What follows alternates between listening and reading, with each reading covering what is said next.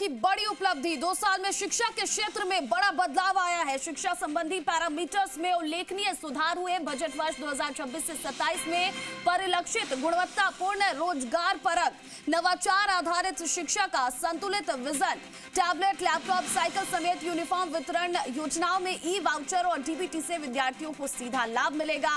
School to work, school on wheels के नवाचार, व्यावसायिक समावेशी शिक्षा को मिलेगी नई उड़ान। वर्ष 2024 से 25 में ड्रॉप आउट रेट प्राथमिक स्तर के लिए 7.6 से घटकर 3.6, माध्यमिक स्तर के लिए 11.1 से घटकर 7.7 और बजट 2026-27 में प्रारंभिक शिक्षा के लिए 21,646 करोड़ रुपए, माध्यमिक शिक्षा के लिए 19,475 करोड़ रुपए का प्रावधान किया गया है।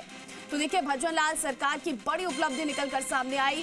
2 वर्ष पूरे हो चुके हैं और 2 वर्ष पूरे होने के बाद अब शिक्षा के क्षेत्र में बड़ा बदलाव देखने को मिल रहा है। प्रदेश में शिक्षा संबंधी पैरामीटर्स में उल्लेखनीय सुधार हुए हैं। बजट वर्ष 2026-27 में गुणवत्तापूर्ण, रोजगार परक और नवाचार आधारित शिक्षा का संतुलित विजन देखने को मिला।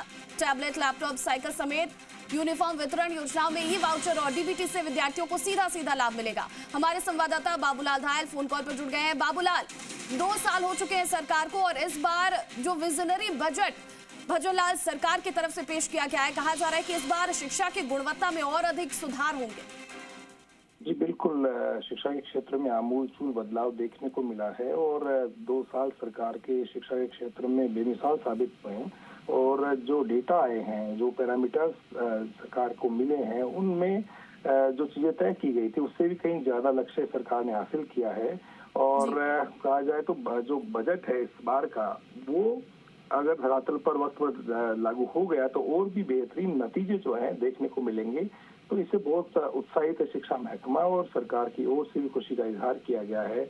लैपटॉप और टैबलेट वितरण से लेकर साइकिल और यूनिफॉर्म डिस्ट्रीब्यूशन की जो स्कीम्स हैं, वो डीबीटी के जरिए सीधे उसका फायदा पहुंचाया जा रहा है। School to work, school on wheels के नवाचारों से राजस्थान में बहुत ज्यादा आकर्षित होंगे बच्चे। ड्रॉप आउट की संख्या जो है वो घट रही है। इसके अलावा वोकेशनल जो स्कूल्स की तादाद बढ़ाई जा रही है, वोकेशनल यानी कि व्यावसायिक शिक्षा को जो प्रोत्साहन दिया जा रहा है, और इस बजट में जो घोषणाएं की गई हैं उनके भी आने वाले साल में बहुत ही बेहतरीन नतीजे मिलेंगे। और इसका फायदा राजस्थान के उन युवाओं को होगा जो जिनको लगता है कि अगर पढ़ाई के बाद में वो क्या करेंगे, तो उनके पास में करने के लिए काम होगा और रोजगार होगा। स्कूल से बाहर निकलने के बाद में उनके सामने कहीं रोजगार का संकट पैदा नहीं होगा।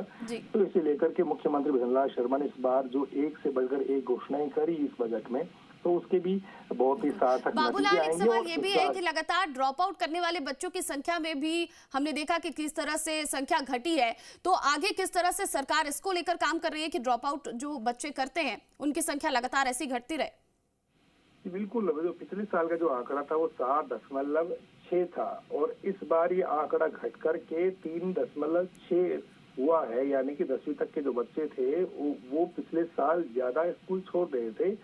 इस बार जो ये संख्या घटी है तो इससे सरकार उत्साहित है। शिक्षा महकमे ने जो प्रयास किए उसके सार्थक नतीजे आए हैं और आने वाले दिनों में इससे और ज्यादा प्रोत्साहित होगा शिक्षा महकमा।